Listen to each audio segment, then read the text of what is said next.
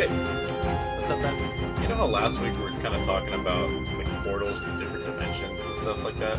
Yeah, I feel like inside, I feel like we're still gonna reference that episode next episode as if this one hadn't been recorded yet for some reason. I don't know, that's kind of like one of those weird timeline thingies, you know, where everything's getting kind of mixed around. But I just have a question for you. What's up? What's that portal thing over there? What, over there? Over there. That one? Yeah, that one. Yeah, That wasn't there yesterday. Really? It's been there for me for like 3 days. I just haven't questioned it anymore. Well, Like, at first I was worried about it, but now I'm just like, whatever. What's the worst is gonna happen, right? well, where do you think it goes? I don't know. Want to find out? Sure? Alright, let's go.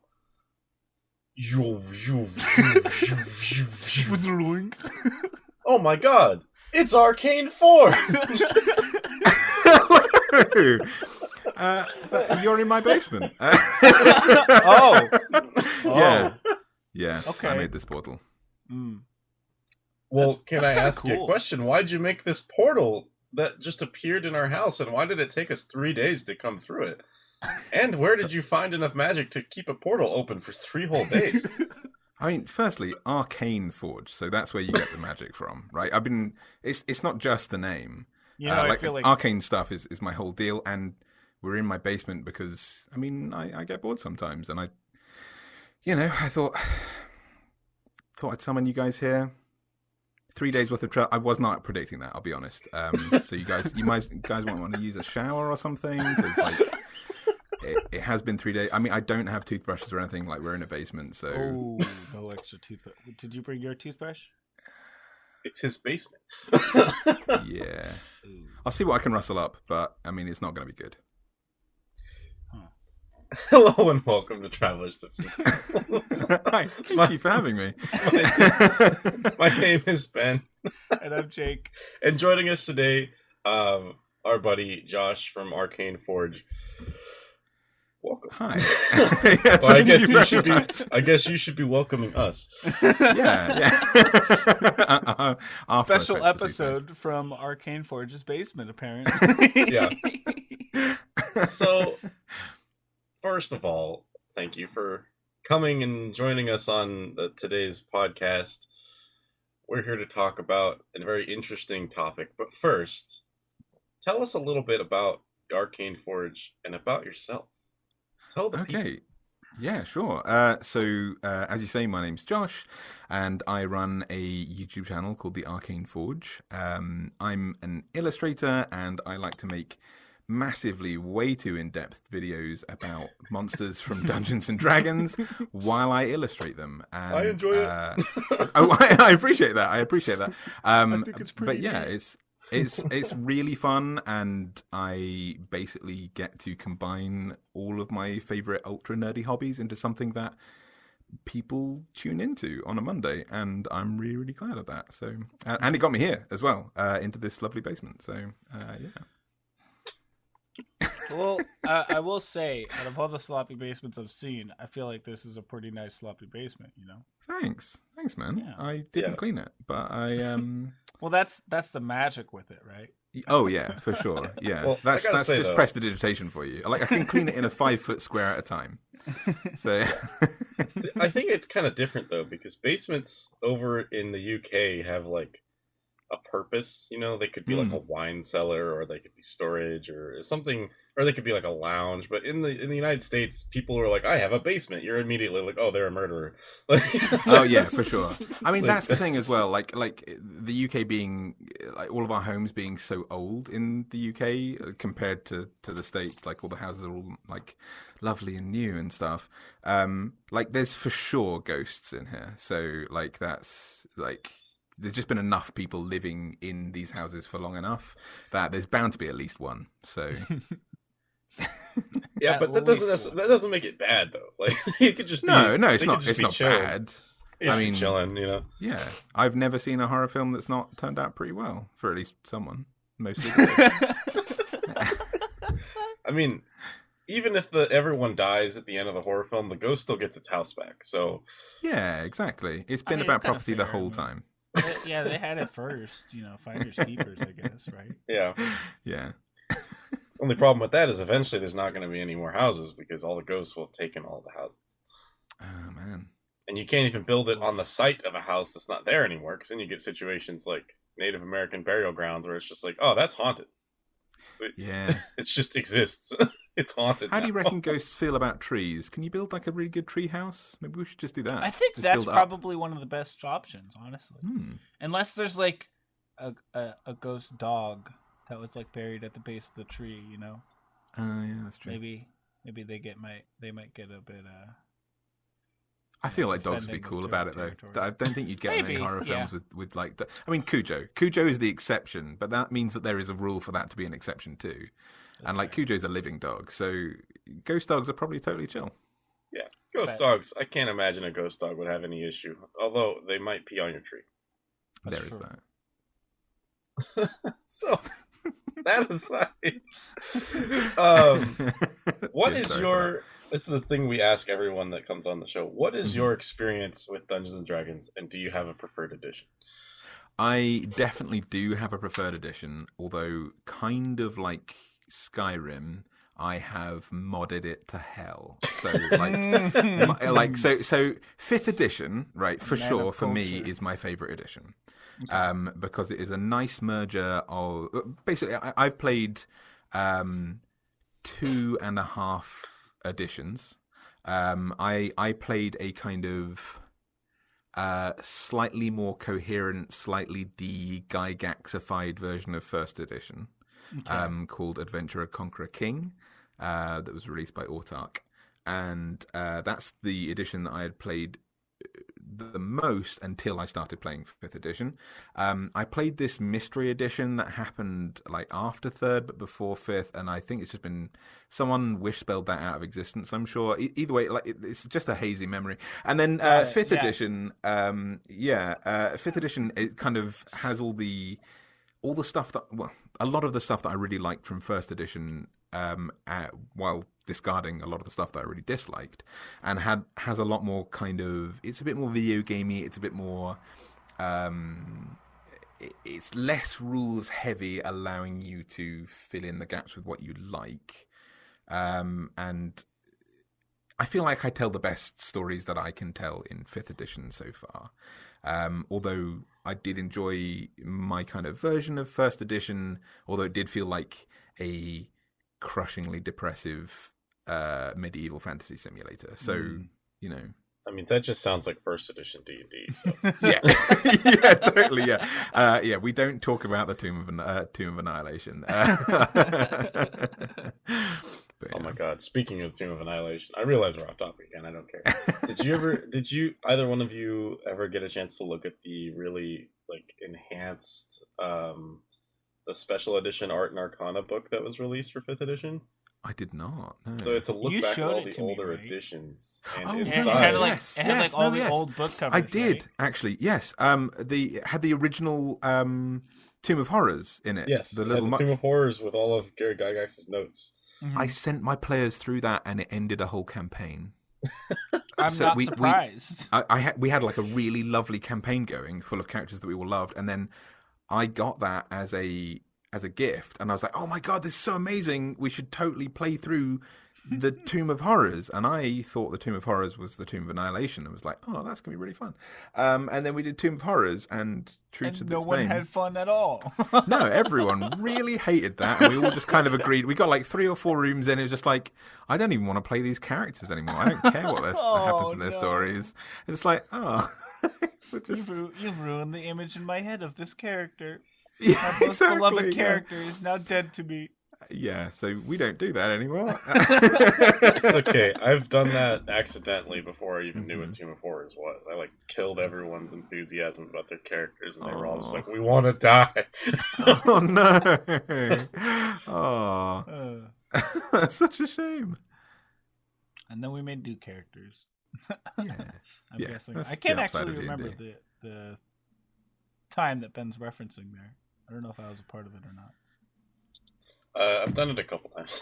Oh, okay. Cool. All That's right. one of the things I find like really hard to wrap my head around, though. Like the early editions of D&D being something that you make a character who goes from level 1 to level 3, and then that's it. You make a new character next time, and it's just like, but what? I'm emotionally invested in this person. Like we have to keep going. I can't picture an edition of D&D now where it's just like, cool, you turn up, you play from 1 to 3. You get Fireball, and then you leave, and that character's done forever. Like, it seems so weird now to think about.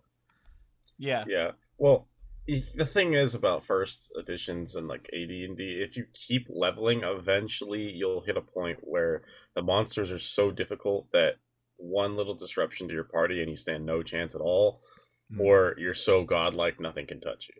Yeah, for sure. One of those two things will happen. Yeah, definitely. So they weren't really designed to go that high a level. 5th edition is pretty balanced for that. Yeah. Pretty balanced. I'm not going to say it's perfect because there are classes where once they hit level 20, they are untouchable gods, and there are some that are just level 20 and they're pretty cool. Yeah, So, some of them, they achieve level 20 status, and then they're just like, the world of D&D is like, cool, here you go, here's a little gold star, look at you, you're a level 20 character, yay! And they're like, do I get anything? They're like, no, you're still garbage. That's, I kind of, like, I both love and am curious, I guess. I spend a lot of time thinking about that kind of stage, because I've never had a campaign where people have reached beyond like level 16. I think is the highest we ever got, and that was because of magical meddling and wish spells and stuff that leveled people up a little bit and stuff. Obviously I don't think the objective now of the game is to level up. I feel like it's to tell a story, and you are whatever level you end up being, and that's cool.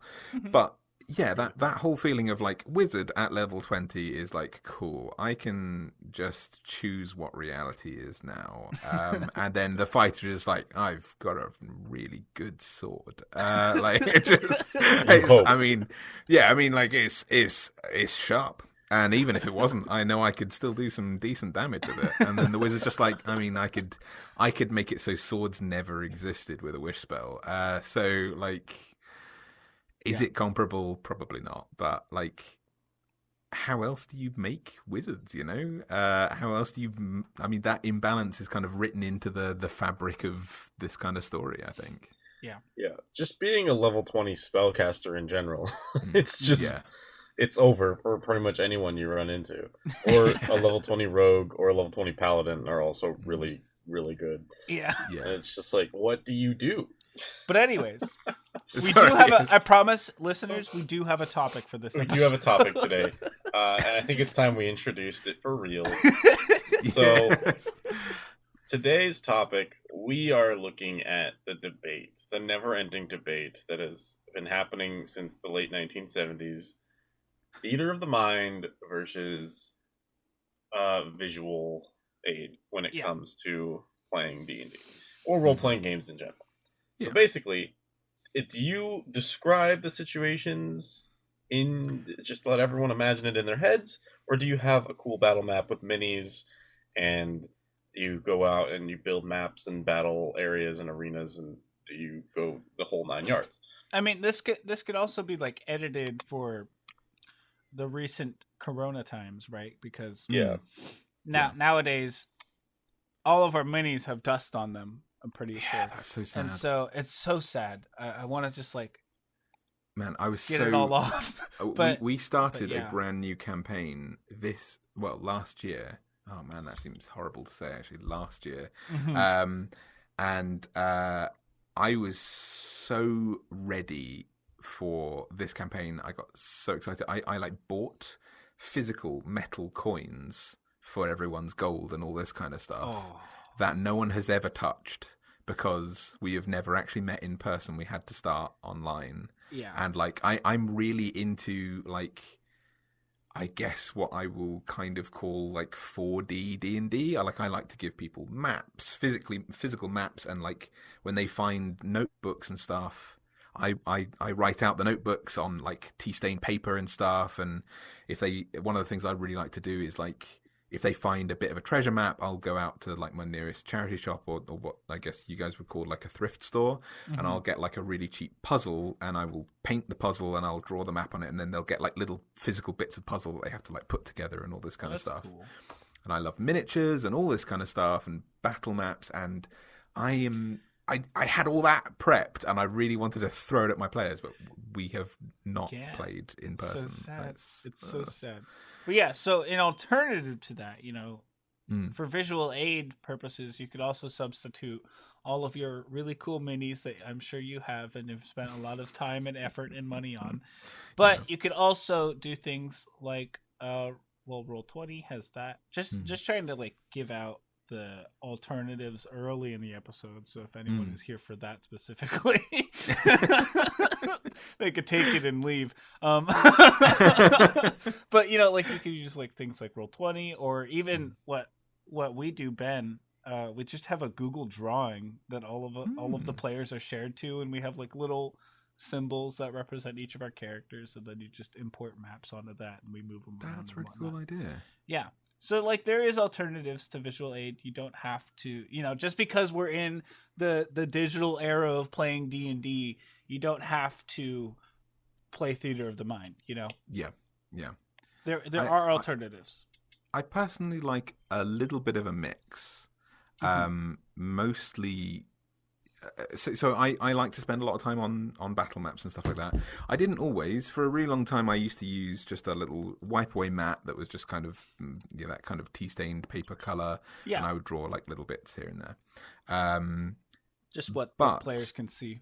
Yeah, exactly, that kind of thing. But there's definitely like a dichotomy between what you as a DM are envisioning and what you have the vocabulary to describe, and what your players will experience. And I remember when I was first learning to play D&D, I was playing with some, in these kind of like first edition campaigns, I was playing with some like old school kind of like 80s D&D players and stuff, and we played mostly Theatre of the Mind.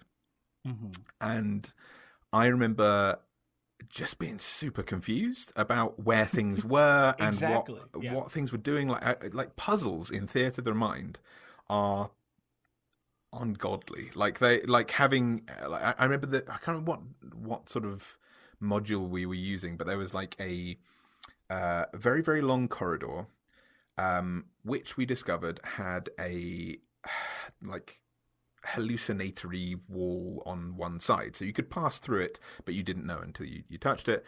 The pathway was magically slickened, so if you stood on it, you would be like kind of as if it was ice. You'd slide to the bottom. There was like a kind of punji pit or a spike trap at the bottom. Yeah. And to add insult to injury, you couldn't fly in this corridor.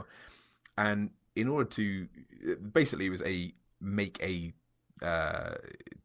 make a stealth check or make some kind of check, athletics or whatever his choice was. I can't remember what the DM's choice was, to grab a hold of a rope and to essentially climb along this rope. Otherwise, you basically fall in the pit.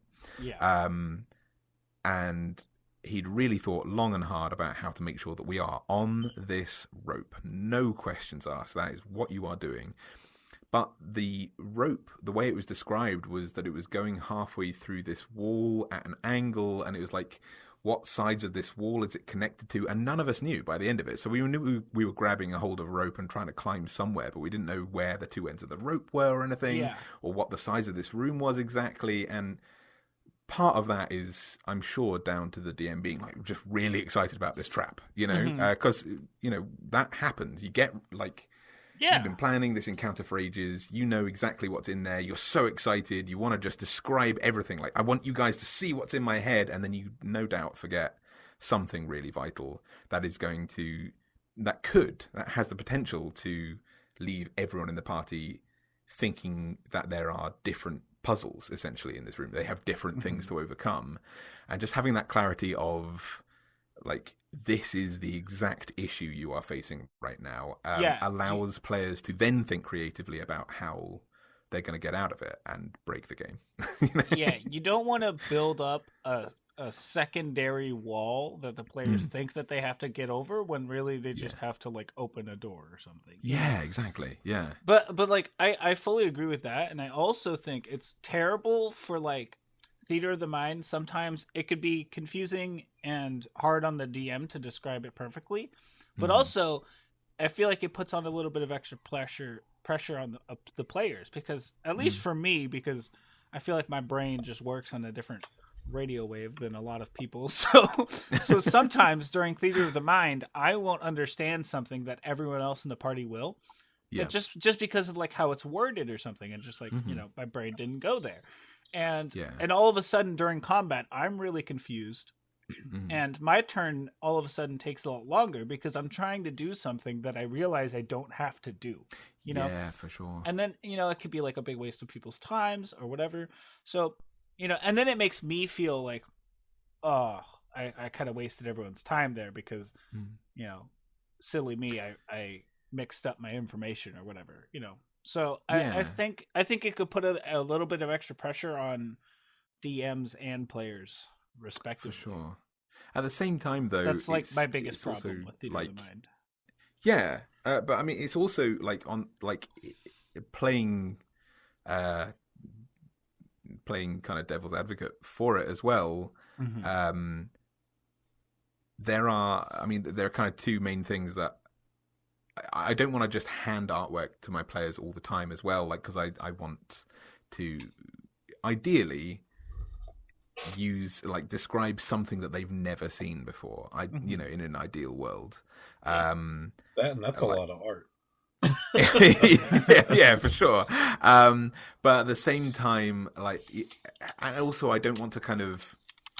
I'm always curious about what my players are imagining, because I know I describe something to my players, and I'm always curious to imagine see what their version of this world I'm making, what their version of this scenario is, and I also don't want to intrude on that, because if you describe something that's totally non-immersive with their vision of the campaign world or this scenario, you don't want to have that moment of totally bringing them out of the game, de-immersing them basically with something that just doesn't work. Yeah, I can understand that. What do you think, Ben? Yeah, I can see where that would become kind of an issue. If I personally have run into the issue of not being able to describe something perfectly. I don't have the words in my dictionary, my mental dictionary, to describe something the way it should be, and it's caused confusion. And then I've had people even get upset with me, you're not describing it good enough for me to understand it. And I'm like, sorry, I don't have the words. My bad. My bad. Yeah. I think the dumbest thing that's ever happened to me is I got in an argument with someone over the definition of a lake and a pond. The difference. Oh my god! No way! Oh no! Really? I'm having PTSD flashback. Yeah, so I described it as there was a lake, a frozen lake. They were in a snowy Arctic area. They're in an Arctic forest. There's snow covering the ground. There's a frozen lake, right? You can see through the ice to the bottom of the lake. And he wanted to break to the ice and drop down and just walk along the bottom because he had armor that let him do that. And he did that, and I was like, okay, well, the part of the lake that you're at, you can still be seen through the ice, because you could. It's not that deep. It's not that deep. You could see straight to the bottom. And he's like, well, that's not a lake. That's a pond. And I was like, it's a lake because it's 500 feet across. It's really big. He's like, that's still a pond because it's not deep enough. I was like, okay, you could have asked how deep it was before you just jumped in, though. Yeah. And he was like, but a lake I just assume because it's a lake that I can't see the bottom because that's what a lake is. And I was like, how am I supposed to know what the difference between a lake and a pond is without actively looking into it? This is the dumbest argument I've ever had. And then I'm on the corner of the table just like, guys, can I do this please?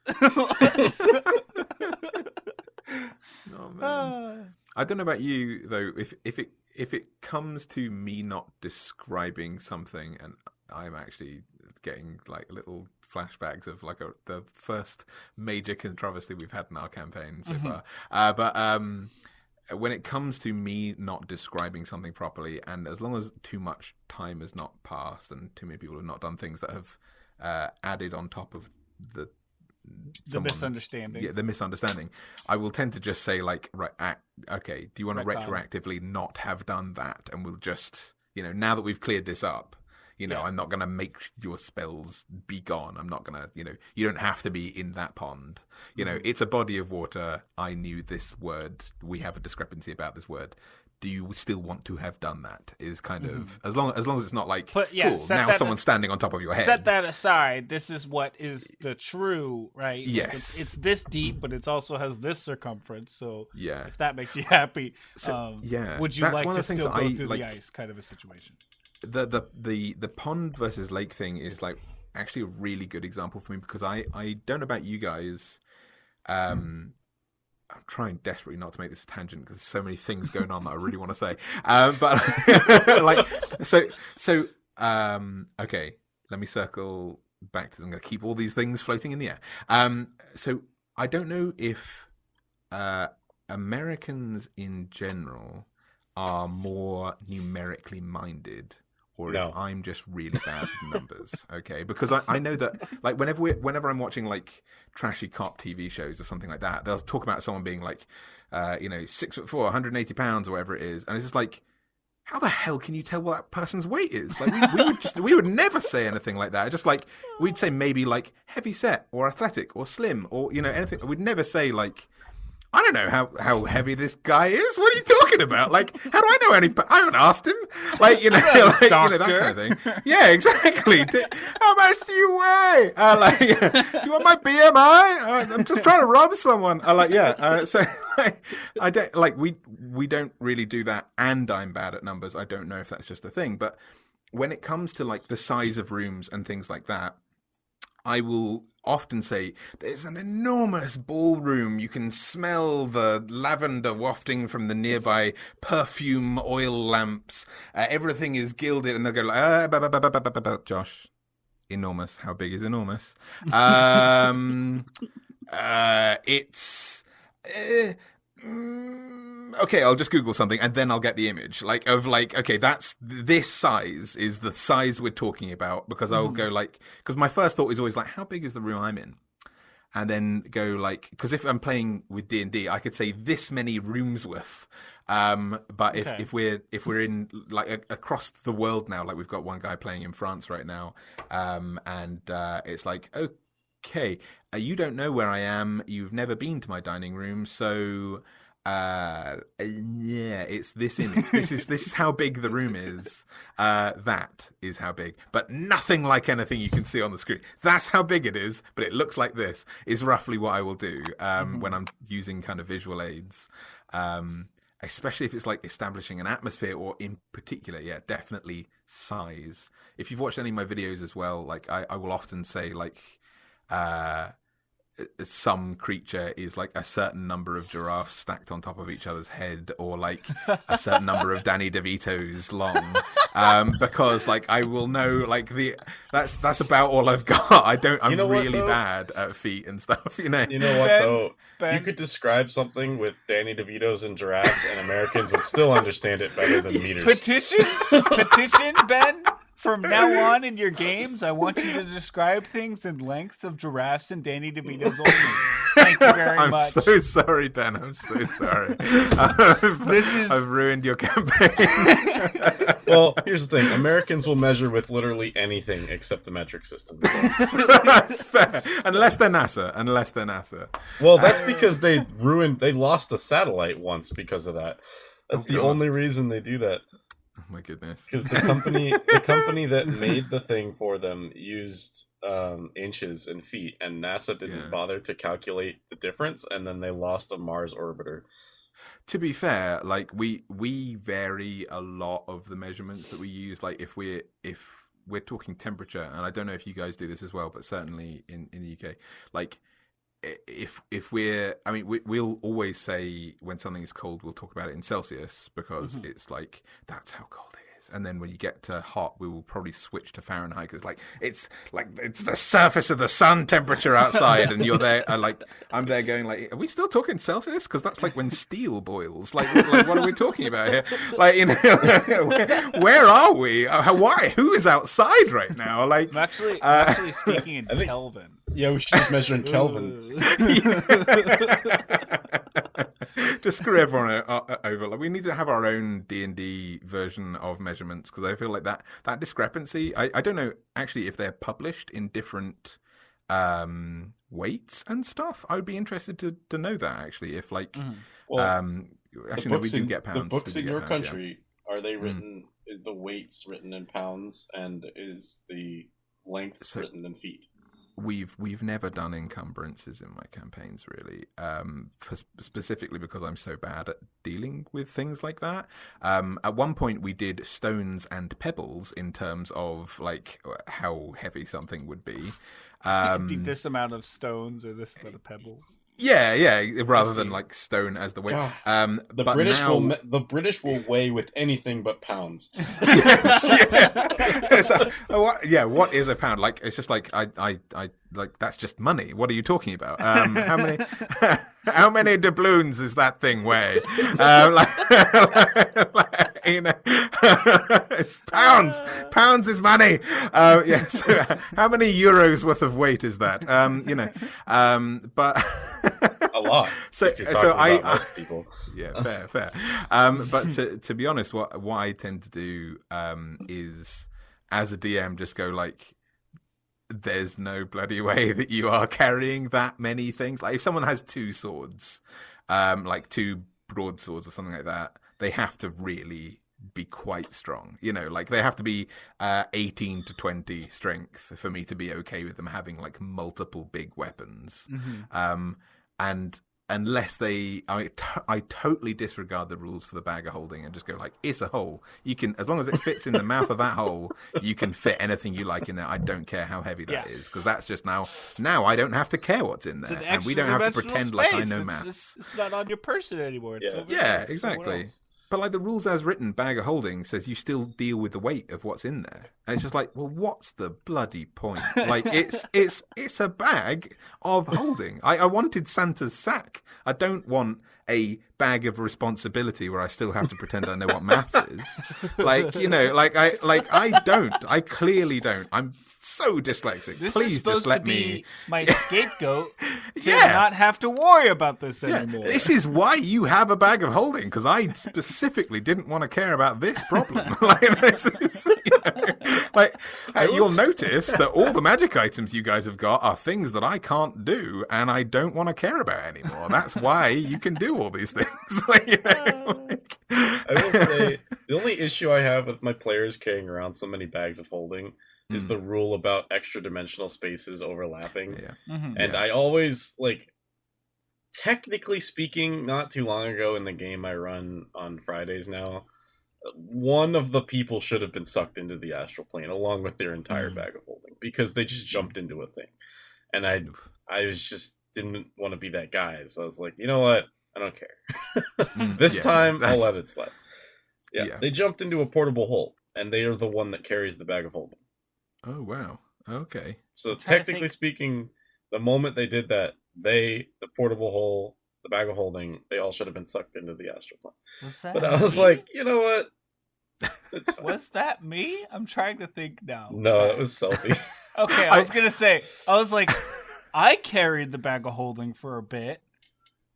Did I go in the portable hole? I was like, maybe. I am the smallest. Remember that I was just like thinking, this is like, oh, that's the kind of chaos I like to cause. I thought that's what you were bringing up. Well, just like, that seems like a me problem. It would have been the second character of hers that would have gotten into the astral plane that way. That would have been really funny to do that today again. Because the first time she did it was one of those theater of the mind things, like we've been talking about, where I was like, all right, so your stuff has been emptied of the bags, and it's all laid out on the table. She was like rescuing them. She was like, all right, I grab my bag and I throw everything in there. I was like, everything? She was like, yeah, everything. I was like, okay. So you start going through and you reach for something, you throw it in, and as you do, it just sparks, and she looks down and she was like, "No, there was another bag of holding there, wasn't there?" I was like, "Yes, there was." Oh, man. Okay, bye. That's a good way to assassinate someone. Actually, is to like make a tiny pocket of holding. I've done it. Just have you? No way. I didn't assassinate someone. I killed a demon lord. Yeah. And got He my also arms ripped off in the lost process. his arms. Yeah. So to stop from us having him die as well, we enlarged him a bunch so that he was really big. So that way, not most of his body was outside of like the 10-foot range. That's supposed to. Yeah, it's pretty great. Oh, man. Yeah, that was with one of my characters named Jabble Fabble, and I did it to save the party, but also we were all told by the DM at the time that it wouldn't attack anyone except the guy who challenged it, and so we were like, okay, cool. But then the first thing it did was attack me, so I was like, I bet. I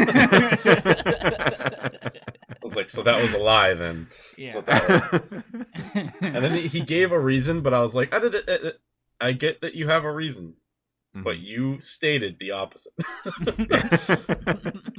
Doesn't matter.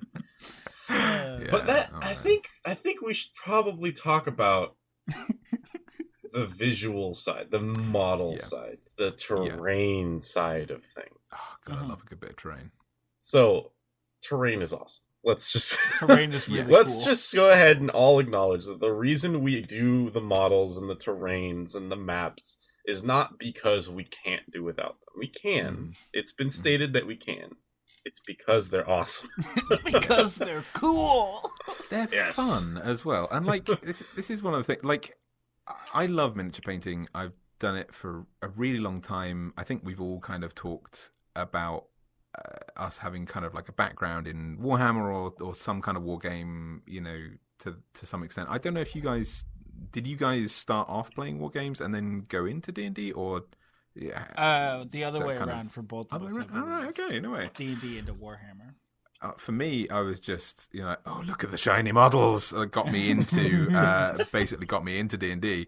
And, you know, I was always the arty kid in school, and I love painting stuff. And so miniatures, that was fated for me almost before I was born. You know, I was going to spend a lot of my paycheck on miniatures. Like that. You were destined to do it. Yeah, exactly. Yeah, it's my dark calling. But like, also, it's one of those things as well, because you can spend any amount of money on miniatures you want.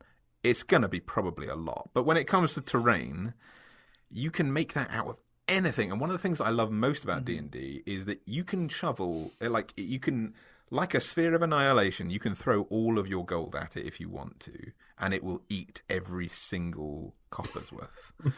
But you can also play the game for nothing. You can download PDFs of every single book. You can play Theatre of the Mind. You don't have to use terrain or anything like that. But if you do use terrain, like this past weekend, my wife and I spent the whole weekend in my kind of painting studio, and we built stalactites and kind of underdark terrain out of toothpicks and a glue gun and toilet roll and stuff like that. And it was just a fun thing to do together, and it cost nothing. Like, you can use aluminium foil to sculpt most stuff, and aluminium is the most abundant metal on Earth. Like, you don't even feel environmentally bad about it.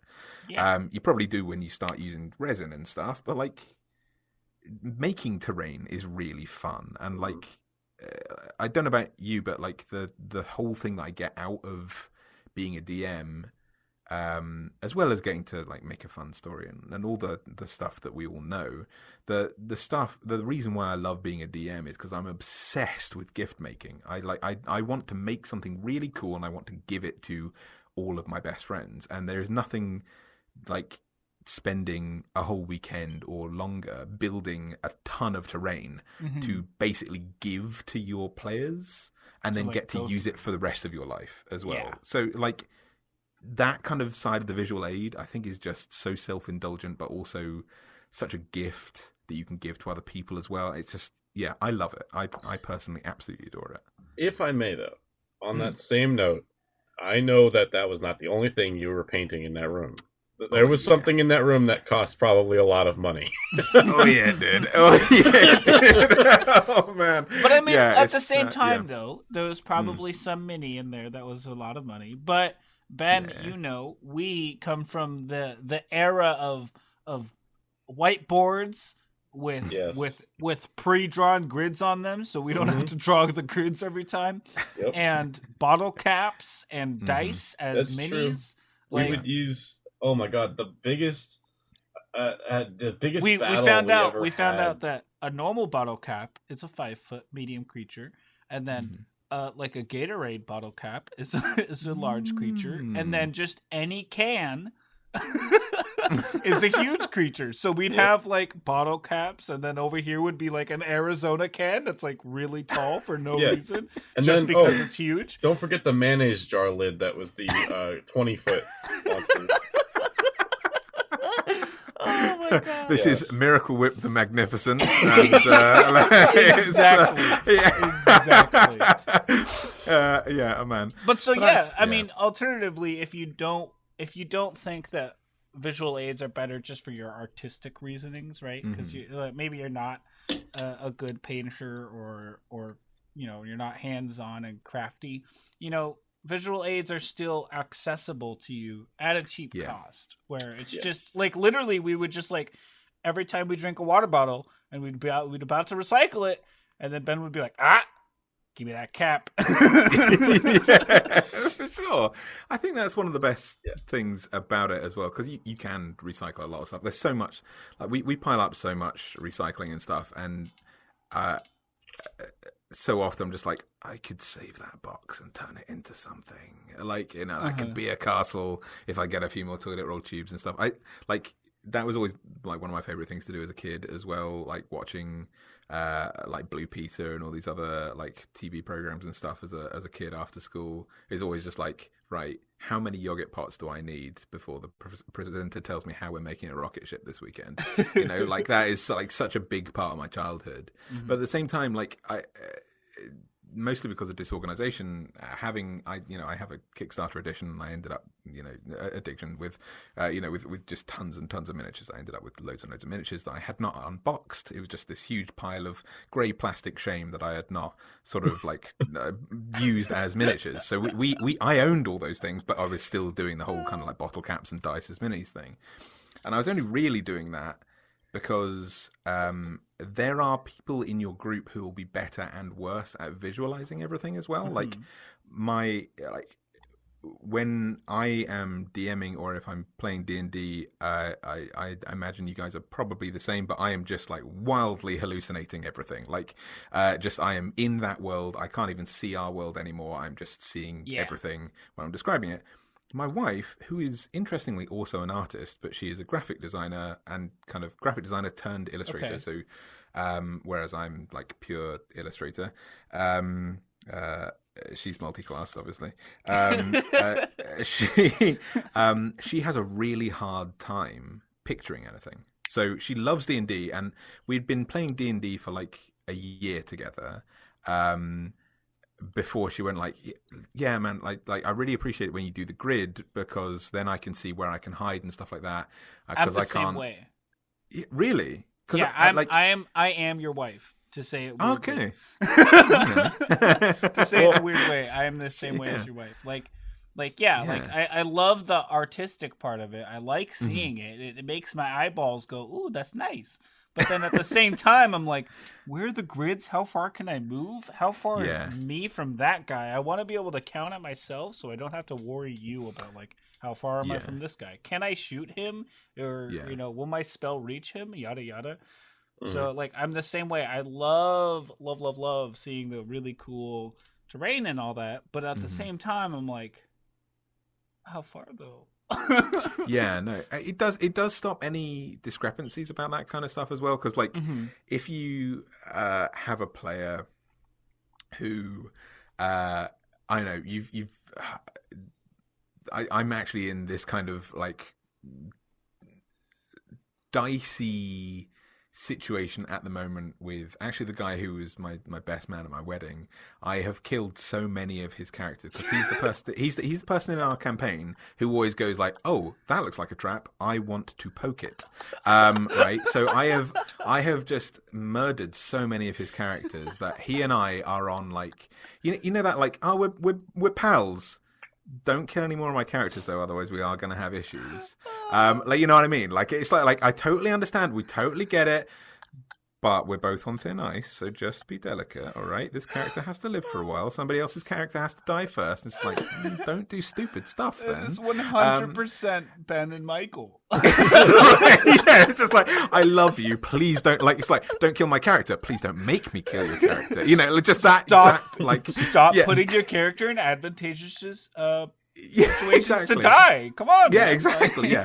Oh, it's like, is it real fire? It's just like, you really think it is real fire? I'm still going to stand in the fire. Please don't stand in the fire. I want us to be friends. Please don't stand in the fire. It's like that kind of thing. But like having a battle map really does like clear up a lot of that stuff, because if you're in that kind of like delicate situation where maybe you have had to penalize a player a lot because they've done what you think is stupid stuff, or you know, for whatever, even maybe it's not stupid, who cares? You're in a kind of delicate situation where the social dynamic of the group could be compromised by a player thinking that you are unfairly targeting them. Yeah. Right? And you're doing theater of the mind, and it's just like, cool, I want to run up to this thing. It's like, oh, you're too far away. Or, you know, this, I want to shoot this thing. I'll be behind a pillar, so like you're going to have disadvantage to shoot from that. Like, they will be more inclined to think that you are penalizing them over other players unless there is something concrete on the table that says this is exactly where you are. So, and then they can reference it and see like, oh yeah, you're right. Yeah. And I think as well, like Theatre of the Mind works really well if you have players who also interact with Theatre of the Mind. Like if they are also kind of approach it like an actor. Like we have a couple of actors in our D&D group, and I'm confident that if I went Theatre of the Mind and I said, like, there's a huge demon over here, you're in this dwarven mine that's been abandoned because the demon's eaten them all, I don't know, and blah, blah, blah, blah, blah, you know, full scene description. I like those of them that have played D&D for a really long time or who are actors and are used to improv will go, okay, are there any giant pillars that I can go and hide behind? And I will go as a DM, yes, totally there is. Or they will say like, okay, are there any corpses of dwarves around that I can go and hide behind or fling at this thing? It's like, totally, great, yes, you're helping build the scene. You go and do that. But the people who are not used to that, or whose minds, again, like my wife, maybe doesn't work like that and needs to have the input put in there,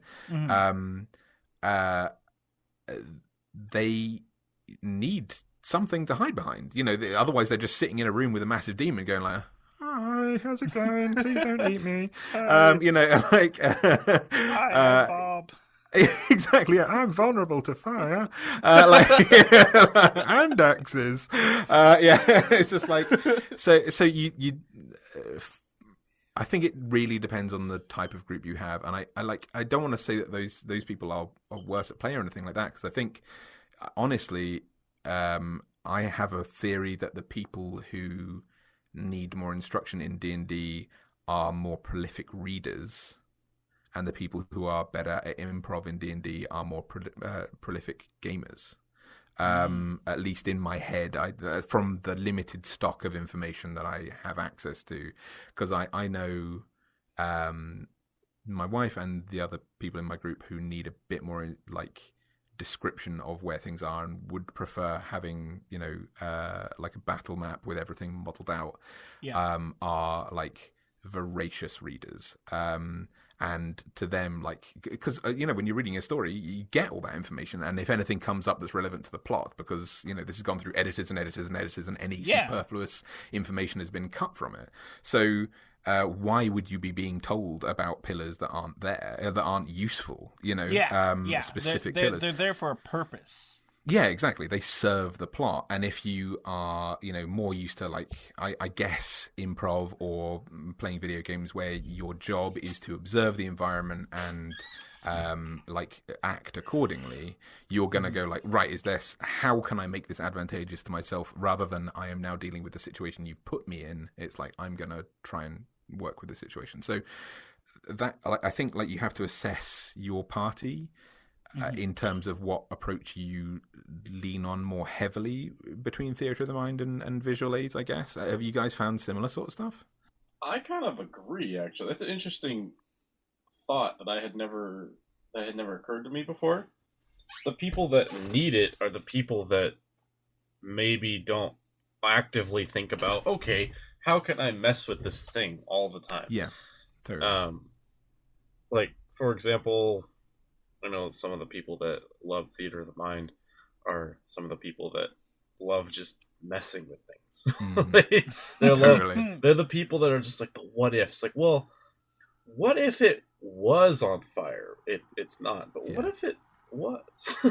Yeah, totally. Can we make it on fire? And I've also found that the people who, aside from the hardcore war gamers who fall outside of both categories, the people who love the visuals are the people that maybe we need a little bit of help getting into D&D in the first place. Yeah, or maybe are a little bit inexperienced with just making things up on the fly. I mean, I would agree and disagree, because I put myself in the I guess I wouldn't say need, but I prefer it, much prefer it most of the time, of visual aids. And I would argue that I very much am like that, where, like, you know, what if it was on fire? Or, you know, et cetera, et cetera. It's just like, sometimes I feel like, well, because, like, even improvisational, like, you see what your surroundings are, and sometimes it's I think it's more based off of, like, are you a visual learner, or are you, you know, a different type of learner, like a hands-on or whatever, right? I think as well, like, part of it is going to be your storytelling as a DM, because, like, if you think about how you've been telling the story up until this point, have you given people opportunities to think in the theatre of the mind way? So, like, personally, as a DM, I tell very, like, I don't want to say linear stories, but, like, I'm telling a story that you guys are living in. And you can make your own decisions in that story, and you can totally derail it if you want to, but it's not a sandbox. You know, I'm telling you like, I'm writing a book, basically, that you guys make big choices in, and you can totally, like, basically essentially come back to me with cliff notes and say, actually, you know, all that stuff you did, we're going to go over here instead. And I go, like, cool, I'm going to react to that, and, you know, I'll start writing now in that direction that you have caused the story to go in. But if you start with a sandbox where it's like, cool, tell me where you're going, tell me how you do this, tell me what you want to do, here's the world, I've made some lore, you guys go. I think if you start off and have been playing a campaign, been writing a campaign with that in mind, I think that's going to lean more towards the theatre of the mind, where people can come up with whatever they want and tell you what they want to do in this fight and so on. But if you're telling a more linear story, which linear always comes across as bad. Maybe that's not the word I'm looking for, but, like, you know what I mean? Like a kind of, like, a book-esque story, I guess, a book adjacent, kind of choose your own adventure rather than, you know, there are finite options in this world that you're creating. I think those people are going to need more visual aids, because you are the impression that they've been given from the start of the campaign up until this point, whether it's now an issue, is going to be, I have presented everything to you. What do you do with the stuff that I have been giving you? As opposed to, you know, you are also helping me build this scene. What do you do in it? And how do you help furnish that scene by stuff that you come up with? So I think it's really also to do with the way you've been storytelling up until the point where people get a choice of theatre of the mind, you know? Yeah. If I may, I think I might have a solution to both sides of the argument here. Cool. And this is something I did that turned out really, really cool. Jake was there for this. So apparently I was. So what I like to do is I have this mat. It's a wet erase mat. So I have the markers, and then you just wipe it off with a wet towel when you're done. And what I'll do is, whenever they get into a room, I'll describe it as I'm drawing it out. So they can see it and hear me describe it. And then this is a little bit of me being kind of I used to do improv and I used to do acting. So what I'll do is I'll kind of gauge the excitement levels of the people I'm talking to, and I'll be like, do they want more stuff to mess with? Because I know one of my players that I used to have all the time, he loved having environmental stuff to just mess with. Like he loved, I think he said one of the most fun encounters, it was a boss fight in a room and the walls were lined with rusty spikes. Yep. And he would just start throwing people against the wall. That's really cool. Yeah. And he was wearing like full plate armor, so he was just like, all right, let's go. I'll tackle you into the wall. I don't care. So in this environment, they interrupted like a ritual by a bunch of like succubi that were trying to summon this thing, and because Jake's character just has a bow that shoots and it opens up a hole in walls that normally are not there. Yeah, random it was really enchantments. So, thanks, Gorman. Yeah, slight off rail, but this dungeon I had taken my girlfriend and her party through, and they were like level 2, I think, level 2. Gosh. And then I had Jake, his character Cade, and another friend of ours, his character is named Kalsonu, go through. They're level 20. And so they are going through and they're seeing like the aftermath of what happened here after the level 1s and 2s had cleared it out. It's just really funny because our characters come up to this dead end and we're like, well, what's on the other side of the dead end? And we're like sitting here for a second where obviously their party just turned around, because they can't make their own hallways and whatnot, nerds. But but where we were just like, well, let's find out. And so I shoot the wall, and then like I open up this big hole, and then all these succubi turn to us, and they're like, you weren't supposed to be able to do that. And we just kind of like their hands like, that's not what I summoned. And we just kind of like shrugged our shoulders and we're like, well, this is what we're doing now. All right. Yeah. So what I did was I described this room as like it had like 4 braziers that were like had lit flame in them, and they had metal spikes on each one, and that is what our friend really latched onto, and he was like, metal spikes, yes. And there was like this big statue in the middle and all that on the middle of the room. And so they get in there and they start fighting, and I started doing a thing. Every time they would hit, like a solid hit, I would take my little red marker and I'd draw blood splatter on the floor. Yeah, it was great. Cool. It was great. And then there was he this eventually, one part. Oh god, he managed to grab one of the succubi and prevent it from getting away because he had these gloves that were gloves of counter spells. So if you tried to use spell casting to get away, he would just counter it immediately. Man. So perfect. Yeah, so the succubi can't phase away, and he drags her over to one of the braziers, and like I drew the trail of blood that they had gone through because it's actively bleeding, and just smashed her on the spikes. It was great because it was a fighter and a rogue. So like the fighter, all of the like blood from the fighter damaging things was just like little trickles here, like splatters and splashes and whatnot. And then for my hits, it was just like I hit one thing and I like insta killed it because I have so much sneak attack. So Ben just like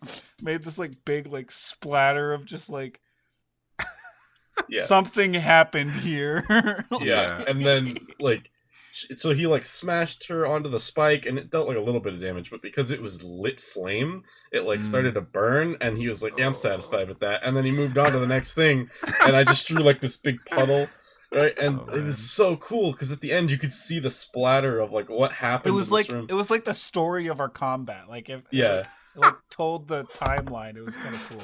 Unfortunately, no pictures exist anymore. Nope. That's probably for the best because I feel like if like well, they also had like a boss fight immediately afterwards. So then there was the blood splatter from all the boss then it was all of our blood all over the place. Yeah, for sure. We like barely lived. I'm not gonna lie. I think that was kind of a close. That's good. That's good DMing right there. Barely lived, but lived is what you're aiming for. Keyword like, lived. Yeah, like that's like I felt so pleased recently because I'd set up.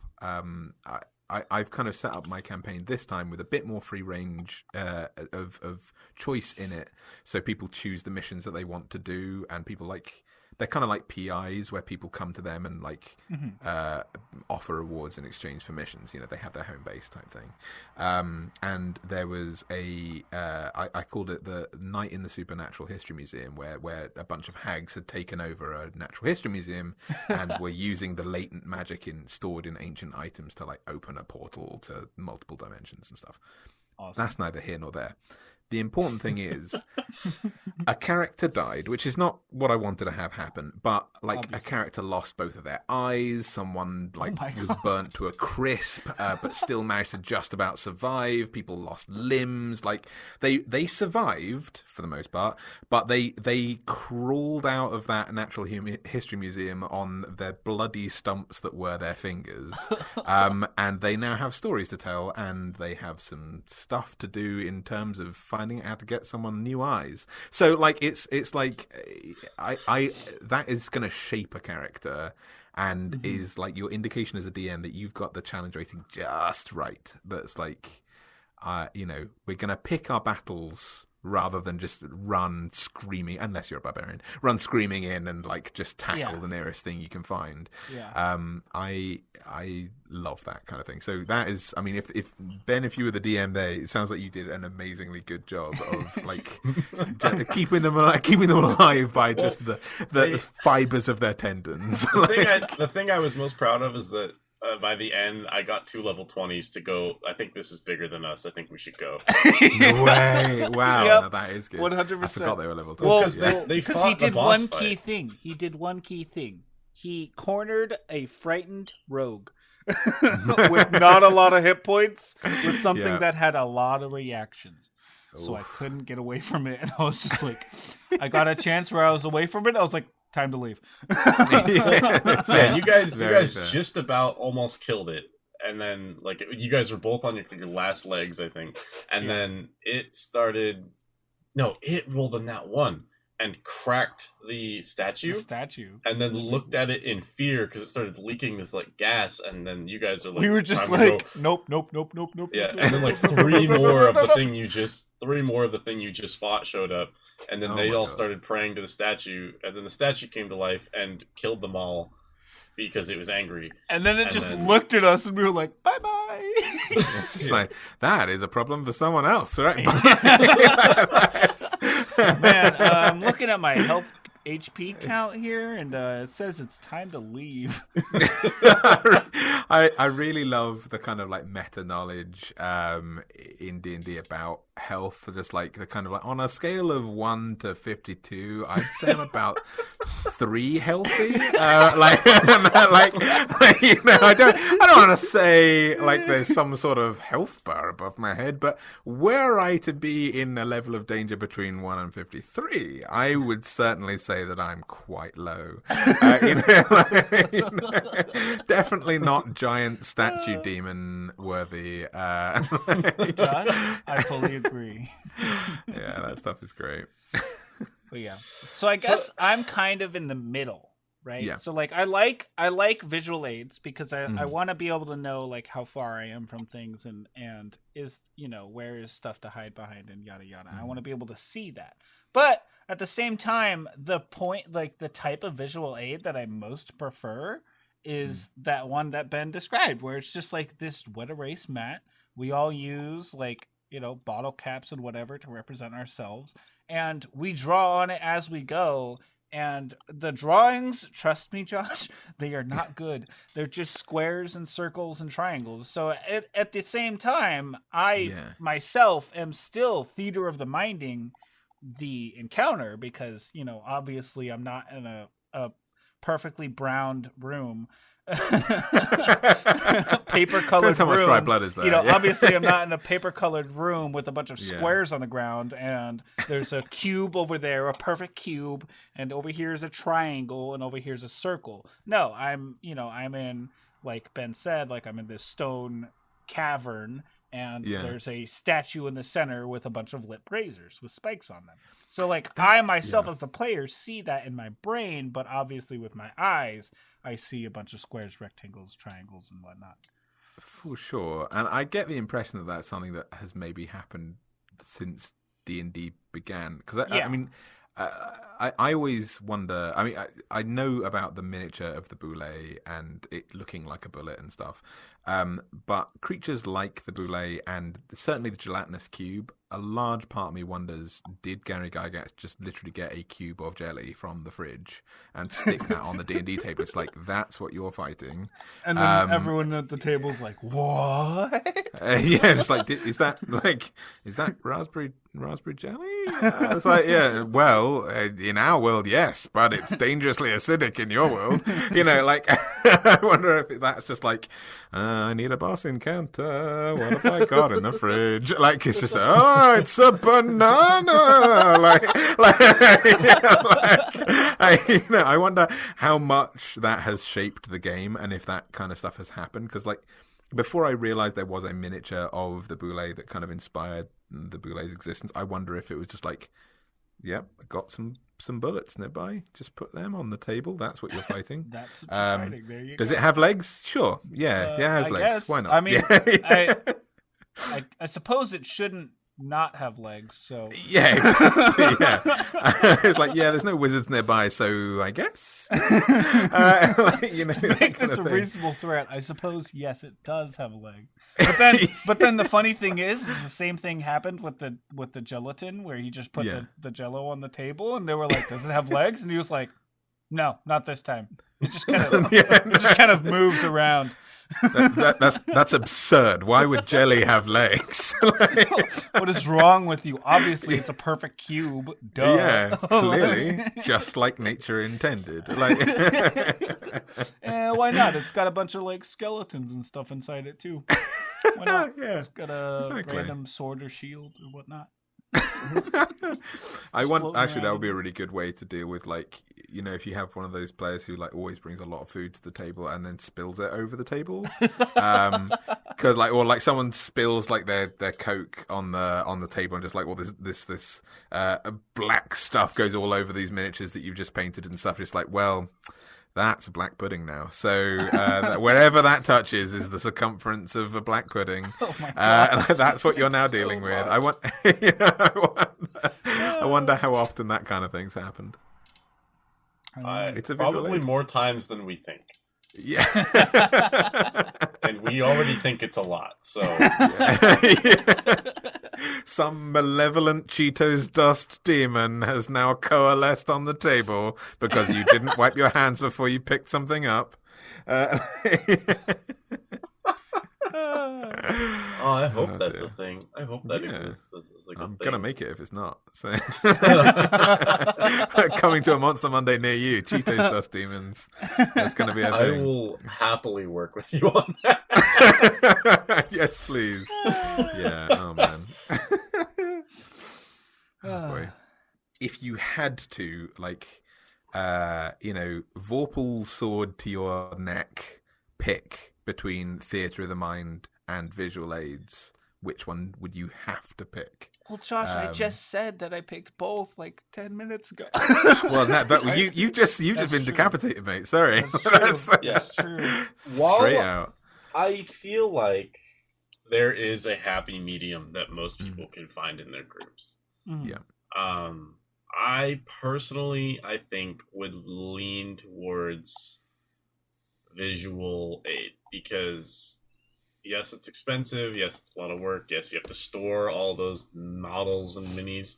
But that's just the kind of play that I think is kind of like the cultural thing. Mm-hmm. There is alternatives to it. Yeah. There's alternatives, but I feel like that's what people like, and I like it. Yeah. And I get that. And That's why it's a part like of the game, Yeah. Yeah, for sure. There's nothing better than Ben calling me up on a random day of the week, and he's like, "Hey, Jake." I'm like, "What?" And he goes, "Guess what?" I go, "I don't know. I can't read your mind. What do you want?" And he goes, "I just got something in the mail." And I go, "Ooh, what is it?" And he goes, "It's a mini." And I'm like, "Ooh." And he goes, "You want to see it?" And I'm like, yeah." And then we hang out for the whole day just because at the beginning of the day he said, "I have a miniature to show you." And I was like, "I'm in." The only problem, like, as a DM with miniatures, I think, is when you get really excited about a miniature that you've just got, you have to make sure that everyone knows that it's nothing to do with your plot, because I always post, like, I'm painting this massive Cthulhu, like toddler-sized Cthulhu right now. And that may or may really not want have to throw been at what my I was players. referring to earlier when I said something It's honest to God, like the biggest miniature I've ever seen. I don't think you can class it miniature anymore, but like all of my players are absolutely weeing themselves because they're just like, what have we done? When's this gonna kill us? It's like, no, it's not gonna happen. It's not gonna happen. Josh, I didn't mean it, I swear. Yeah, exactly, Please don't do it. Whatever I did, I'm sorry. Just Ben we need to is check the if Josh worst is okay. at that. Ben is the worst at that because he'll just randomly buy this mini and it'll be like this huge dragon, and we're just like, what? Why? And he's like, oh, I just thought it looked cool. And I was like, okay. And we're all just like crossing our fingers behind our back, like, please. And then there's other times where he's just like, he buys this mini and we're like, oh, that looks really cool. It's super scary. And he's like, yeah, can't wait. And we just look at him like, oh God, no. Oh my God, yeah. And then we start thinking like, what game is he going to use this in? No, I think that's that. Yeah, it's one of those things because like you really want to share your excitement with everybody, but at the same time, you like the fear and like like all these plot twists. It's just like, is this where there's loads of vampires, Josh? Because I know you're into vampires. I know you've been converting things into vampires. Is this where we're going to find a lot of No, damn it! And now I have to just scribble that part out of the notes, and it's just a lot of very tall goblins now. Nothing to see here. Just 3 kobolds in a trench coat. Exactly. Yeah. So you have to like run that happy medium of like not spoiling your own campaign by showing everyone that you're excited about your minis. On the flip side, though, if I buy a mini and everyone's like, "Oh God," and then somebody's like, "Is this when this is happening? What's in the bag? What's happening?" I'm like, I don't know, and then I'll just pull it out, and then they'll just freak out because they were right. The one person that was out of the loop that didn't see the mini yet, they're just like, "Oh no!" And we're like, "I know, right? We're done for, my guy." Where I used to live, I used to have like my kind of like painting area. It was like our flat was like a long corridor. At the very far right hand side was our dining room where we played D&D, and on the left hand side, as soon as you came in, was where I painted all my minis and stuff. And so everyone used to really slow down as they were coming in the front door, going like, "Okay, the demons are all still there, the undead are still there. Oh no, where's the archfey? The archfey are not there right now." You know what's funny though? So they do that and they get comfortable because like the biggest thing isn't missing, right? Yeah. But then as you're DMing and whatnot, you'll be like, "I'll be right back." And then you stand up, and then they all just look at each other. They're like, "Oh no, what's he grabbing? It was all over there. It was all over there. It could be anything." Yeah, that is the dirty tactic that I will definitely use. Yeah. Oh man, yeah. But yeah, no, I think I'm definitely in like the camp of visual aid if I had to pick between the two. But I think if you ask any player, for the most part, they're gonna, in the long run, eventually pick visual aid over theater of the mind. Yeah. At least just for combat's sake. Yeah. You know? But you don't want to be limited, and like, you know, I think we can all agree that we are gluttons for D&D, and we'll take every morsel that it can offer in terms of like every option. Like, I don't want to be limited to just one. I want to have like huge elements of both. Yeah, exactly. Like, I will gladly use visual aid for combat, but outside of combat, I will pretty much never. Yeah, I'm the same way. I think visual aids when you're not in combat, I'm like, what are you doing? We're not even going to fight something out here? Come on. Yeah, for sure. I think actually one of the ways that I found visual aids most useful in a way that I did not expect. So I'm a huge fan of D&D not being very combat centric, even though it's, you know, it's combat simulated with some other stuff that's developed over the years. I'm a huge fan of kind of detective work in my campaigns. And initially I did Theatre of the Mind, and that didn't work quite so well, I found, with my players. Well, for like they got what they wanted. I feel like it's either like you didn't describe what they're supposed to find, like the clue they're supposed to find. You either didn't describe it well enough, so they missed it entirely, or it was way too obvious. Or like as well, like if you are describing something that to you is like a tidbit, and then people focus on, and that's where they go down a red herring that you haven't even planned for them to go down. So I found recently, like I've started doing, like if they're investigating someone and they're trying to have a conversation with them or whatever, I will build out the entire like house that they are like talking to someone in terms of like a little battle map type thing, and then make sure that there are certain elements that are worth looking into. But it is one of those things as well, like I did have a lot of people like, I'm going to sift through all the letters that are on this table. It's like, cool, I did put letters there, and I am, there's one in there that I want you to read, and they literally went through and opened every single one. Good luck finding it. And I was like, cool, I have not planned what's in any of these except for one. And then they didn't open the one that I had planned for them to read. It was like a receipt for like, here's the murder weapon delivered to you, oh murdery McJohnson, from this store. Just like, cool, well, we're running out of time, so I'm just going to put that in my pocket. My next D&D character coming to you next fall. Murdery McJohnson. Oh, what about my halfling insurance agent, Barbara Lightfoot Nielsen? That's the actual name of my insurance agent, by the way. That's fantastic. She does my car insurance. Her name is Barbara Lightfoot Nielsen. That's amazing. That is amazing. So of course I have to make a D&D character. Oh, of course. I do feel like every time I hear an interesting name, I do tend to put those people in my campaigns. Like, God, I can't remember what it is, but like certainly, like you guys will have found this, I'm sure, when you get like comments on stuff and someone just has like a totally rad name, and just like, I mean, you weren't a gnome before, but now you are in my campaign. Sorry, guy. That's your own fault for having too many vowels in that name. I don't know if you like gnomes or not, but now you're a gnome. Yeah, exactly. Yeah. Oh man, that's lovely. I do that all the time at work. I have to collect people's names sometimes, and I'll be like, "Wow, that's an interesting name. I think I'll remember that one." But yeah, the problem is I can't just pull out my phone and write it down, because that's like kind of weird. Yeah, totally creepy. Especially even after they've left, I can't just be like, I need to write this guy's name down. Like, I have to just try to remember it until I'm off work. Oh man. And then usually I forget, and sometimes I'm like, ooh, that name's real good. I gotta write that down. Oh man. Yeah, so I think we might have covered the pros and cons of theater of the mind and visual aids, respectively. Maybe. I think we hit most of our bullet points, at least. I think largely, although I'm sorry on my part, at least, if I massively derailed when we were talking about stuff. What's the point of a podcast if you don't derail all the time, right? For sure. But yeah, so I think that's most of it. So hey Ben. Yeah, what's up? Did you, just by chance, I'm not sure, did you know if the Travelers Tips and Tales podcast has any other types of social media that people could find Travelers Tips and Tales on?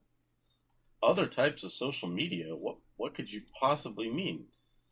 Like, I don't know, things like YouTube, perchance, Instagram, Facebook, maybe Twitter, just to list a few. I mean, it certainly sounds like something that Travelers Tips and Tales would have, but who could possibly know these things? I suppose I do. Because Travelers Tips and Tales is a YouTube channel that we upload all of our podcasts to on the same day that you hear them on any other podcast platform. So you can listen to them on YouTube if you prefer YouTube, or anything else if you prefer the other things. So why don't you go check that out if you'd like, and maybe subscribe or whatever. I don't know. You can also check out any memes or any other updates about the Travelers on Instagram, or at Travelers Tips and Tales on Instagram. And you can also find us on Facebook at Travelers Tips and Tales. We also have a Twitter at Tips Tales, a Tumblr page at Travelers Tips and Tales. We also have a Patreon if you'd like to check out our Patreon, maybe try and support us. There's a lot of cool stuff on there. I'm kind of just blanking right now, so you can check out any other episode at the outro to find out what you can find there. It's a lot of like homebrew. You also get episodes early, access to our Discord, yada yada yada. You can find us on Patreon at Travelers Tips and Tales. Yeah, but also most importantly, don't forget to check out Arcane Forge. Oh, of course. Thank you. And he has a Patreon, and his Patreon's really cool. And he, if you're an absolute G like me, and you're willing to pay the money for it, you can even get him to talk to you for an hour every month. Or in my case, just save them up and then have him come on the podcast. We also have that. Bribes. Yes, we also have that as part of our Patreon. So go ahead and check that out. Also, shout out to our awesome Patreon, my mom, because she is of the tier where we shout her out on our podcast. Yeah, is there anything else you would like to shout out for yourself, Mr. Josh? Mr. Josh. Yes. I mean, you guys have already said YouTube and Patreon. I'm also on Instagram and have started doing stuff on TikTok as well because I'm a filthy youth. So. No, I'm not. I'm 30. But I'm down with the kids, yo. And I understand what a meme is and such. But yeah, so if you're on TikTok or Instagram or YouTube, you can find me in any of those places. And if you want to support me on Patreon, that will always be welcome, but is not obligatory. So thank you very much. But yeah. So well, as always, yeah. This has been awesome, and thank you for joining us, Josh. Yeah, thanks for interesting and entertaining episode of Travelers Tips and Tales. This is what happens when Michael's gone. We just ramble. I think we covered our point, right? I was gonna say, does he wrangle you guys? Like, yeah, he's kind of, yeah. We are the chaos, and he is the order. That is 100% correct. And today he wasn't here, unfortunately. So, thank you all for joining us, and as always, adventure awaits.